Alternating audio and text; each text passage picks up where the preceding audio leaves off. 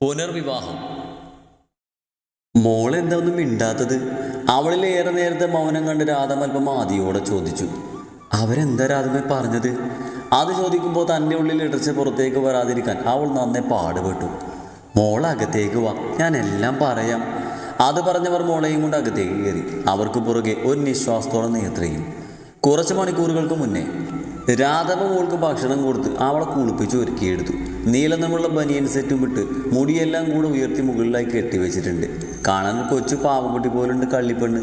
ചുവന്ന് പേർത്ത കവളും പിളർത്തി വെച്ച ചുണ്ടും ഇളം ബ്രൗൺ നിറമുള്ള കണ്ണുകളുമാണ് അവളുടെ ഭംഗി.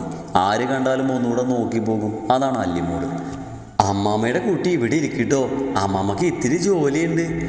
രാധമ്മ അവളെ സോഫയുടെ താഴെ പാവിരിച്ച് അവിടെ ഇരുത്തി. ശേഷം കുറച്ച് ടോയ്സ് എടുത്ത് അവൾക്ക് കൊടുത്തുകൊണ്ട് കൂടെ ടി വിയിൽ കാർട്ടൂൺ വെച്ച് കൊടുത്തു.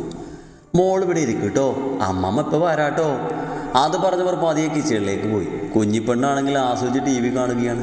ഇടയ്ക്കിടയ്ക്ക് കയ്യിലിരിക്കുന്ന പാവക്കുട്ടിയെ നോക്കി എന്തൊക്കെയോ പറഞ്ഞ് ചിരിക്കുന്നുണ്ട്. പെട്ടെന്നാണ് പുറത്ത് കോളിംബെല്ല് മുഴങ്ങിയത്. അത് കേട്ടാവണം രാധമ്മ കിച്ചണിൽ നിന്നും വേഗം പുറത്തേക്ക് വന്നു. ഇതാരാ ഈ നേരത്ത്? അവർ തനിയെ അത് പറഞ്ഞ് ടി വിയിൽ നോക്കിയിരിക്കുന്ന അല്ലിമോളെ നോക്കിക്കൊണ്ട് പോയി വാതിൽ തുറന്നു. മുന്നിൽ നിൽക്കുന്നവരെ അവരൊരു സംശയദൃഷ്ടിയോടെ വീക്ഷിച്ചു. ആരാ, മനസ്സിലായില്ല? ഞാൻ മാധവ് മേനോൻ, അല്പം ദൂരെ നിന്ന് വരുവാണ്. ഇതെൻ്റെ ഭാര്യ പാർവതി. ഞങ്ങൾ ശ്രീമംഗലം തറവാട്ടിൽ നിന്നാണ്. ശ്രീമംഗലം എന്ന് മാത്രമാണ് അവരുടെ കാതുകളിൽ പറഞ്ഞത്. അതിൻ്റെ ഫലമെന്നോണം അവരിൽ ഞെട്ടലുളവായി. നേത്രയിൽ നിന്ന് കേട്ടറിഞ്ഞാണ് ശ്രീമംഗലം തറവാടും അവിടെയുള്ള അംഗങ്ങളെക്കുറിച്ചും. ഞങ്ങൾക്ക് കുറച്ച് സംസാരിക്കാനുണ്ട്, അകത്തേക്ക് വരാവോ? രാധയുടെ മൗനം കണ്ട് ആവണം മാധവനത് ചോദിച്ചത്. പെട്ടെന്ന് അവർ ഡോറിൻ്റെ മുന്നിൽ നിന്നും ഒരു സൈഡിലേക്ക് മാറിക്കൊണ്ട് പറഞ്ഞു, അകത്തേക്ക് വരൂ. അത് കേൾക്കാൻ കാത്തിരുന്ന പോലെ അവർ രണ്ടാളും അകത്തേക്ക് കയറി. എന്നാൽ അകത്തേക്ക് കയറി അവരിൽ ആദ്യം മുടക്കിയ കാഴ്ച ഇതാണ്. കയ്യിലിരിക്കുന്ന പാവക്കുട്ടിയുടെ കവളിലായി കടിച്ചുകൊണ്ട് കുലുങ്ങിച്ചിരിക്കുന്ന അല്ലിപ്പെണ്ണ്. ഒരു വേള അവർ രണ്ടാളും ഒരുപോലെ ആ കാഴ്ച നോക്കി നിന്നു. എന്നാൽ രാധമ്മയുടെ നെഞ്ചിലൊരു വെള്ളിടി വെട്ടി. അവർ വേഗം പോയി അല്ലിമോളെ വാരിയെടുത്തു. അത് ഇഷ്ടമാകാത്ത പോലെ അവരുടെ മുഖം മാറുന്നത് രാധ കാണുകയും ചെയ്തു. ഇരിക്കൂ. അല്ലിമോളിൽ തന്നെ മിഴികൾ ഉറപ്പിച്ച് അവരിരുന്നു. ഒരു വേള അവളെ കാണുകയും അവരുടെ കണ്ണിൽ വാത്സല്യം കൂടി. എന്താ നിങ്ങൾക്ക് പറയാനുള്ളത്? രാധമ്മ ചോദ്യത്തിന് തുടക്കം കുറിച്ചു. അത്ര നേരം അല്ലിമോളിൽ നോട്ടം ചെയ്തു നിന്ന മാധവനും പാർവതിയും ആ ചോദ്യം കേൾക്കാൻ നോട്ടം രാധയിലേക്ക് തിരിച്ചു. ഞങ്ങൾക്ക് സംസാരിക്കാനുള്ളത് നിങ്ങളോടല്ല, നേത്രയോടാണ്. ആ വാക്കുകളിൽ ഒരുതരം ധാർഷ്ട്യമുള്ളതുപോലെ തോന്നി രാധമ്മക്ക്. അത് മനസ്സിലാക്കിക്കൊണ്ട് അവരൽപ്പം കടുപ്പത്തിൽ പറഞ്ഞു, മോളിവിടെ ഇല്ല. ഇനി ഉണ്ടെങ്കിൽ തന്നെ അവൾക്ക് നിങ്ങളോട് സംസാരിക്കാൻ താല്പര്യവും കാണില്ല. അതുകൊണ്ട് പറയാനുള്ളത് എന്തെന്ന് വെച്ചാൽ എന്നോട് പറഞ്ഞിട്ട് പോകാം. താല്പര്യം കാണിച്ചേ മതിയാകൂ. കാരണം ഞങ്ങൾ സംസാരിക്കാൻ വന്നത് അവൾക്ക് വേണ്ടിയല്ല, ഞങ്ങളുടെ ഈ കൊച്ചുമകൾക്ക് വേണ്ടിയാ, ഞങ്ങളുടെ മകൻ്റെ ചോരയ്ക്ക് വേണ്ടി. പാർവതി എഴുന്നേറ്റ് നിന്ന് വീറോടെ പറഞ്ഞു. അത് കേൾക്കെ രാധന്ന് പൂച്ചത്തോടെ ചിരിച്ചു. ഇപ്പോഴാണോ മകൻ്റെ ചോരയെ നിങ്ങൾക്ക് ഓർമ്മ വന്നത്? ഇത്രയും നാളും ഇല്ലാതിരുന്ന സ്നേഹം ഇപ്പോൾ എവിടുന്ന് പൊട്ടിമുളച്ചു? കൊച്ചുമകളാണ് പോലും, അത് പറയാനുള്ള യോഗ്യതയുണ്ടോ നിങ്ങൾക്ക്? ഇതേ കൊച്ചുമകൾ ഇത്രയും നാൾ എങ്ങനെയാണ് കഴിഞ്ഞതെന്ന് ചിന്തിച്ചിട്ടുണ്ടോ നിങ്ങൾ? മകൻ്റെ വാക്കും കേട്ടൊരു പാവം പെണ്ണിനെ പടിയടിച്ച് പെണ്ണമ്മക്കുമ്പോൾ ചിന്തിച്ചുവോ നിങ്ങൾ അവളും ഒരു അമ്മയുടെ മകളാണെന്ന്? അന്നും അവളുടെ ഉദരത്തിലുണ്ടായിരുന്നു നിങ്ങളുടെ മകൻ്റെ ചോര. അന്നൊന്നും ഇല്ലാതിരുന്ന സ്നേഹം ഇപ്പം എവിടുന്ന് വന്നു നിങ്ങൾക്ക്? അവർ വല്ലാതെ കിതക്കുന്നുണ്ടായിരുന്നു. ഒരു വേള പാർവതി വിളറി വെളുത്തു പോയി. മതി, നിങ്ങളുടെ പ്രസംഗം കേൾക്കാൻ അല്ല ഞങ്ങൾ വന്നത്. ഞങ്ങൾക്ക് ഞങ്ങളുടെ കുഞ്ഞിനെ വേണം. തരാനിനി ഉദ്ദേശമില്ലെങ്കിൽ നിയമപരമായി ഞങ്ങൾക്ക് മൂവ് ചെയ്യേണ്ടി വരും. മാധവ് സോഫയിൽ നിന്ന് എന്നിട്ട് ദേഷ്യത്തോടെ അതിലൊരു വാശിയോടെ പറഞ്ഞു. എന്നാൽ അയാളുടെ ആ വാക്കുകൾ രാധയിലൊരു ഞെട്ടലുളവാക്കി. അവൾ വരുമ്പോൾ ഇതൊന്ന് പറഞ്ഞേക്ക്.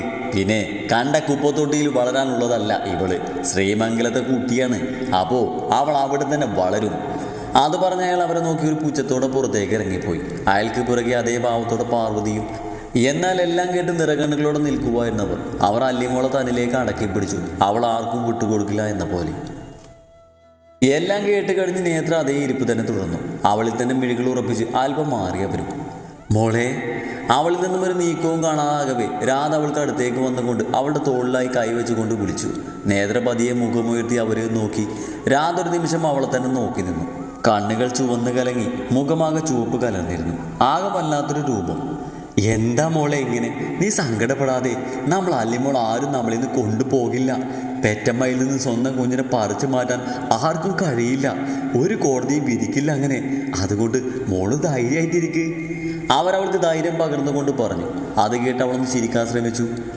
എനിക്കെല്ലാം നഷ്ടപ്പെട്ടു രാധമ്മേ. ഉണ്ടായിരുന്നതെല്ലാം പോയി. അച്ഛൻ, അമ്മ, ചേച്ചി, വീട്ടുകാർ, ബന്ധുക്കൾ, അങ്ങനെയെല്ലാം. ഇനി ആകെയുള്ളതിൻ്റെ മോളാണ്. അവളെ നഷ്ടപ്പെടുത്താൻ ഞാൻ സമ്മതിക്കില്ല. അതിനേതറ്റം വരെയും പോകാൻ ഒരുക്കാണ് ഞാൻ.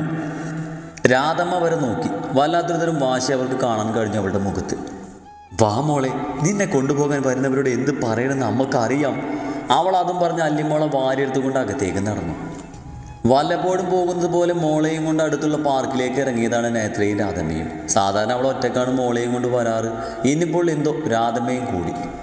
നേത്രമോൾ അവൾക്ക് ഇഷ്ടമുള്ള എല്ലാ ഐറ്റംസിലുമായി ഇരുത്തുന്നുണ്ട്. രാധമ്മ അല്പം മാറി ആരോടോ സംസാരിച്ച് നിൽക്കുവാണ്. മാതിയടി കളിപ്പെണ്ണെ. നേത്ര അവളെ എടുത്ത് കറക്കിക്കൊണ്ട് ചിരിയോടെ ചോദിച്ചു. അല്ലിമോൾ കുടുങ്ങി ചിരിച്ചുകൊണ്ട് പറഞ്ഞു, വേറെ എങ്ങോട്ടോ കായ് ചൂണ്ടിക്കൊണ്ടാണ് അവൾ പറഞ്ഞത്. അത് കേട്ട് നേത്ര ഒന്ന് അവിടേക്ക് നോക്കി. ഒരു വേള അവളൊന്ന് നിശബ്ദമായി. പാർക്കിൻ്റെ അങ്ങേയറ്റത്തായ ഒരു കുഞ്ഞു ചെറുക്കനെ അവൻ്റെ അച്ഛൻ സൈക്കിൾ കൊടുക്കാൻ പഠിപ്പിക്കുവാണ്. അവൾക്ക് പിന്നാലെ ആ കുട്ടിയുടെ അമ്മയും ഉണ്ട്. സന്തുഷ്ട കുടുംബം. നേത്ര ഏതോ ഒരു ഓർമ്മയിൽ ആ കാഴ്ച തന്നെ നോക്കി നിന്ന് പോയി. കുഞ്ഞിലെ തൻ്റെ ആവശ്യപ്രകാരം അച്ഛൻ വാങ്ങി തന്നതാണ് ഒരു ചെറിയ സൈക്കിൾ. ശേഷം അച്ഛൻ തന്നെയാണ് അത് ഓടിക്കാൻ പഠിപ്പിച്ചതും. ഒടുവിൽ എവിടെയോ പോയി അതുമായി വീണപ്പോൾ ഓടി വന്ന് അച്ഛൻ വാരിയെടുത്തതും പൊട്ടിയ കയ്യിൽ നോക്കി അച്ഛനെ നോക്കി വിതുമ്പിയപ്പോൾ അച്ഛൻ്റെ പൊന്നിന് വേദനിക്കുന്നുണ്ടോയെന്ന് കണ്ണുനീരിൽ തിളക്കത്തോടെ തന്നോടത് ചോദിക്കവേ തൻ്റെ ശരീരത്തിലെ വേദനയും എങ്ങോ പോയി മറിഞ്ഞിരുന്നു. എങ്കിലും അന്നത്തെ ദിവസം അച്ഛൻ തന്നെ നിലത്ത് നിർത്തിയിട്ടില്ല. അതൊക്കെ അവൾ വേദനയോട് ഓർത്തെടുത്തു.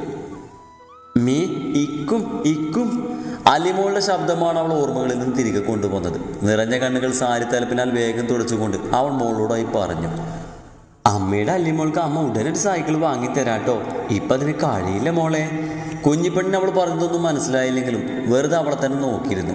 എന്നാൽ ഇത് കേട്ടുകൊണ്ടാണ് രാധമ്മ അവൾക്ക് അടുത്തേക്ക് വന്നത്. എന്ത് വാങ്ങുന്ന കാര്യം മോളെ? അവർ കേട്ടുവെങ്കിലും കേൾക്കാത്ത ഭാവത്തിൽ ചോദിച്ചു. ഏയ് ഒന്നുമില്ല രാധമ്മേ, മോൾക്കൊരു സൈക്കിൾ വേണമെന്ന് പറയുമായിരുന്നു. അതിനെന്താ അല്ലിമോളെ, നിന്റെ അപ്പൂപ്പൻ വന്നിട്ട് നമുക്ക് അപ്പൂപ്പനോട് പറയാട്ടോ. അവർ അല്ലിമോളെ കയ്യിലെടുത്ത് വാത്സല്യത്തോടെ പറഞ്ഞു. അയ്യോ വേണ്ട രാധമ്മേ, അവൾ പറഞ്ഞെന്ന് കരുതി വാങ്ങാനൊന്നും നിൽക്കണ്ട. അടുത്ത മാസം സാലറി വരുമ്പോൾ ഞാൻ തന്നെ വാങ്ങിക്കൊടുത്തോളാം. ഇപ്പം തന്നെ ഒരുപാട് ബുദ്ധിമുട്ടുണ്ട് നിങ്ങൾ. ജീവിതത്തിൻ്റെ രണ്ടറ്റം കൂട്ടിമുട്ടിക്കാൻ പാടുപെടാമെന്ന് ഞാൻ കാണുന്നതല്ലേ. അതുകൊണ്ട് ഒന്നും വേണ്ട, ഈ സ്നേഹം മാത്രം മതി ഞങ്ങൾക്ക്. ഒരു വേള അവളുടെ തൊണ്ടയിടറി കണ്ണുകൾ നിറഞ്ഞു വന്നു. എന്നാൽ രാധമ്മ അവളെ ശാസനയോടെ നോക്കിക്കൊണ്ട് പറഞ്ഞു, ദേ പെണ്ണെ, എൻ്റെ കയ്യിൽ നിന്ന് മേടിക്കരുത്. നീ ഞങ്ങൾക്ക് ആരാ? ഞങ്ങളുടെ സ്വന്തം മകള്. ഇത് ഞങ്ങളുടെ പേരക്കുട്ടിയും. അപ്പം പിന്നെ നിങ്ങൾക്ക് വേണമെന്നൊക്കെ ചെയ്തു തരേണ്ടത് ഞങ്ങൾ തന്നെയല്ലേ? അല്ല രാധമ്മേ, ഞാൻ പറയുന്നത്. അവളെന്തോ പറഞ്ഞു തുടങ്ങിയതും അവൾക്ക് നേരെ കൈവെട്ടി തടഞ്ഞുകൊണ്ട് പറഞ്ഞു, വേണ്ട, ഒന്നും പറയണേ. നീയും മോളും ഞങ്ങൾക്ക് ഒരിക്കലും ഒരു ഭാരമല്ല മോളെ. അങ്ങനെ ഒരിക്കലും ചിന്തിക്കരുത്. മക്കൾ ഉപേക്ഷിച്ചു പോയ ഞങ്ങൾക്ക് ദൈവമായി തന്ന നിധിയാണ് നീ. ആ നിങ്ങൾക്ക് വേണ്ടി എന്ത് ചെയ്താലും മതിയാവില്ല. അതുകൊണ്ട് ഇനി ഇങ്ങനെയുള്ള സംസാരമൊന്നും വേണ്ട, പറഞ്ഞേക്കാം. അല്പം കടുപ്പത്തിൽ അവരത് പറഞ്ഞ് മുന്നോട്ട് നടന്നു. നിറകണ്ണുകളോട് അവർക്ക് പെറുകിയായി നേത്രയും. പാർക്കിൽ നിന്നും വീട്ടിലേക്ക് ഇറങ്ങി നടക്കുമ്പോഴാണ് പെട്ടെന്നൊരു കാർ അവർക്ക് തടസ്സമായി വന്നു നിന്നത്. ഒരു വേള അവർ പിന്നിലേക്കൊന്ന് ആഞ്ഞുപോയി. എവിടെ നോക്കിയാടോ വണ്ടി ഓടിക്കുന്നത്? കണ്ണ് കാണില്ലേ തനിക്ക്? രാധമ്മ കാറിലേക്ക് നോക്കി ചിലപ്പോൾ ദേഷ്യത്തോടെ ചോദിച്ചു. എന്നാൽ അതിനു മുന്നേ ഇറങ്ങുന്ന ആളെ കണ്ട് അവരൊന്ന് ഞെട്ടി. നേത്രയുടെ അവസ്ഥയും മറച്ചായിരുന്നില്ല. 5 അടി പൊക്കത്തിൽ കറുത്ത് നല്ല വണ്ണമുള്ളൊരു മനുഷ്യൻ. കയ്യിലും കഴുത്തിലും ആവോളം സ്വർണ്ണം കെട്ടിട്ടുണ്ട്. ഇതാണ് പലിശക്കാരൻ സ്റ്റീഫൻ. ആ രൂപം പോലെ തന്നെ ആളൊരു പിശകാണ്. കൊള്ളപ്പലിശക്ക് പണം കൊടുക്കലാണ് ആളുടെ പണി. ശേഷം സമയത്തിന് തിരികെ തന്നില്ലെങ്കിൽ ഗുണ്ടാപ്പിരിവും. അതാണ് അയാളുടെ ശീലം. ഇടഞ്ഞാൽ എന്ത് ചെറ്റത്തിനും ചെയ്യാൻ മടിക്കാത്തവനാണ്. കണ്ടാൽ തന്നെ ആളുകൾ പേടിക്കും. ഞാൻ വീട്ടിലേക്ക് പോയിരുന്നു. വാതിൽ പുറത്തു നിന്നുള്ള ലോക്ക് കണ്ടപ്പോഴേ മനസ്സിലായി പുറത്തെവിടേക്കെങ്കിലും പോയതാകുമെന്ന്. എന്തായാലും കണ്ടത് നന്നായി. ഇനിയിപ്പോൾ അടുത്ത ദിവസം വീട്ടിലേക്ക് വരേണ്ടതില്ലല്ലോ. അപ്പോൾ എൻ്റെ കാശിക്ക് തന്നാട്ടെ. അയാൾ രാധമ്മക്ക് നേരെ കൈ നീട്ടി പറഞ്ഞു. അത് കേട്ട് പേടിയോടെ അവർ ഒന്ന് ചുറ്റും നോക്കി. ആരൊക്കെയോ അവിടെ ഇവിടെ നിന്നായി അവരെ വീക്ഷിക്കുന്നുണ്ട്. ഇപ്പം എൻ്റെ കയ്യിലൊന്നുമില്ല, അധികം വൈകാതെ ഞങ്ങൾ തന്നേക്കാം. അവരതേ പേടിയോടെ തന്നെ പറഞ്ഞു.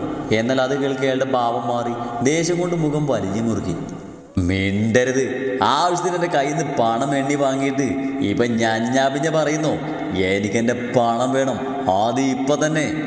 അയാൾ കട്ടായം പറഞ്ഞു. നേത്ര പേടിയോടെ രാധമ്മയുടെ കയ്യിൽ മുറുകെ പിടിച്ചു നിന്നു.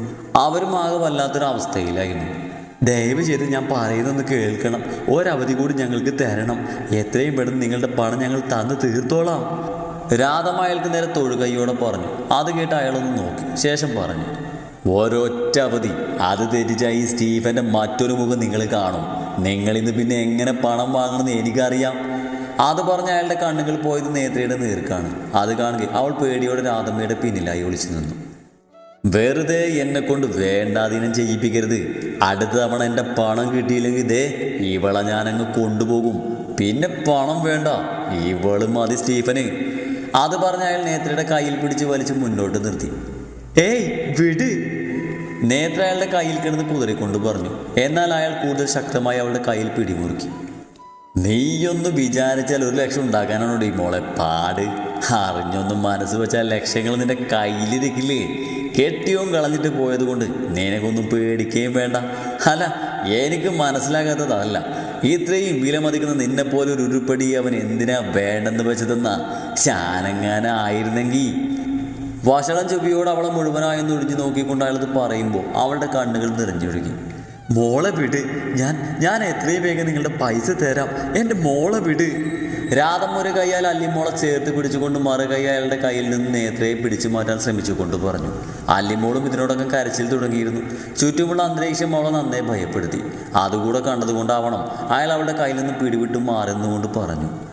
അപ്പോൾ പറഞ്ഞതൊന്നും മറക്കേണ്ട, ഇനിയൊരു അവസരം ഉണ്ടാവില്ല നിങ്ങൾക്ക്. അവരെ രൂക്ഷമായി നോക്കി അതും പറഞ്ഞുകൊണ്ട് അയാൾ കാലിൽ കയറിപ്പോയി. അല്ലിമോളുടെ കരച്ചിലിൻ്റെ ഒച്ച കൂടി. അവൾ നേത്രയെ വിളിച്ച് കരഞ്ഞതും നേത്ര വേഗം അവളെ വാരിയെടുത്ത് നെഞ്ചോട് ചേർത്ത് കരഞ്ഞുപോയി. രാധമ്മക്ക് ആ കാഴ്ച കണ്ടു നിൽക്കാനായില്ല. അവളുടെ കണ്ണുകളും നിറഞ്ഞൊഴുകി. ബെഡിൽ കരഞ്ഞ് തളർന്നുറങ്ങുന്ന അല്ലിമോളുടെ തലയിൽ പതിയെ തലോടി അവളുടെ അരികിൽ നിന്നും വിട്ടുമാറാതിരിക്കുവാണ് നേത്ര. ഇടയ്ക്കിടയ്ക്ക് അവളുടെ നിറയുന്ന കണ്ണുകൾ ചാരിത്തലപ്പ് കൊണ്ട് തുറക്കുന്നുണ്ട്. വന്നതിൽ പിന്നെ അല്ലിമോൾക്ക് നല്ല പനിയാണ്. കരഞ്ഞ് ഒരു വിധമാണ് നേത്ര മോൾ ഉറക്കിയത്. മോളെ, അച്ഛൻ ഇപ്പോഴൊന്നും വരുന്നു തോന്നില്ല. നമുക്ക് കൊണ്ടുപോകാൻ കുഞ്ഞിനെ ഹോസ്പിറ്റലിലേക്ക്. വെച്ചോണ്ടിരിക്കുന്നത് ശരിയാവില്ല മോളെ. രാധമ്മ അല്പം ആദിയോട് അവൾക്ക് അരികിലേക്ക് വന്നുകൊണ്ട് പറഞ്ഞു. പക്ഷെ രാധമ്മ, എൻ്റെ കയ്യിൽ. അവൾ ബാക്കി പറയാൻ കഴിയാതെ മുഖം താഴ്ത്തി. അതൊക്കെ നമുക്ക് പിന്നെ നോക്കാം മോളെ. നീ ആദ്യം കുഞ്ഞിനെടുക്ക്, നമുക്ക് ഹോസ്പിറ്റലിൽ കൊണ്ടുപോകാം. അത് പറഞ്ഞവർ പുറത്തേക്ക് ഇറങ്ങവേ നേത്ര വേഗം എഴുന്നേറ്റ് സാരി നേരെ പിടിച്ചിട്ട് കൊണ്ട് ബെഡിൽ കിടന്ന മോളെ പതിയെടുത്ത് തോളിലായി കിടത്തി. ശേഷം അവൾ പുറത്തേക്ക് ഇറങ്ങി. അടുത്തുള്ളൊരു ക്ലിനിക്കിലേക്കാണ് അവർ ആദ്യം മോളെ കൊണ്ടുപോയതെങ്കിലും അവിടെ ഡോക്ടറില്ലാത്തതിനാൽ വേറെ ഹോസ്പിറ്റലിലേക്ക് കൊണ്ടുപോയി. ഇതിനിടയിൽ അല്ലിമോള് വീണ്ടും നന്നേ കരച്ചിൽ തുടങ്ങി. അതുകൂടി ആയത് നേത്ര ആകെ തളർന്നു. പിന്നെ അവരെങ്ങനെയൊക്കെ ഹോസ്പിറ്റലിലെത്തി. ശേഷം മോളെയും കൊണ്ട് വേഗത്തിൽ അകത്തേക്ക് പാഞ്ഞു. വിട്ട് പനി കൂടുകയും കുറയുകയും ചെയ്യുന്നത് കൊണ്ട് ഡോക്ടർ അല്ലിമോളെ ഇന്ന് അവിടെ അഡ്മിറ്റ് ചെയ്തു. മോളിപ്പോഴും ഇടയ്ക്കിടയ്ക്ക് ഭയങ്കര കരച്ചിലാണ്. പിന്നെ ഒരുപാട് നേരത്തിനൊടുവിൽ തളർന്നുറങ്ങിയവൾ. നേത്ര അവളുടെ അടുത്ത് നിന്ന് മാറാതെ അരികിൽ തന്നെയുണ്ട്. അവളുടെ മുഖമാകെ കരഞ്ഞ് വീർത്തിരുന്നു. അവളുടെ അരികിലായി തന്നെ രാധമ്മയുണ്ട്. പെട്ടെന്ന് ആ റൂം തുറക്കുന്ന ശബ്ദം കേട്ട് അവർ രണ്ടാളുടെയും ശ്രദ്ധ അവിടേക്കായി. രാധമ്മക്ക് ആളെ മനസ്സിലായില്ലെങ്കിലും മുന്നിൽ നിൽക്കുന്ന ഇഷാനിയെ നേത്ര നേരിയൊരു ഞെട്ടലോടെ നോക്കിയിരുന്നു.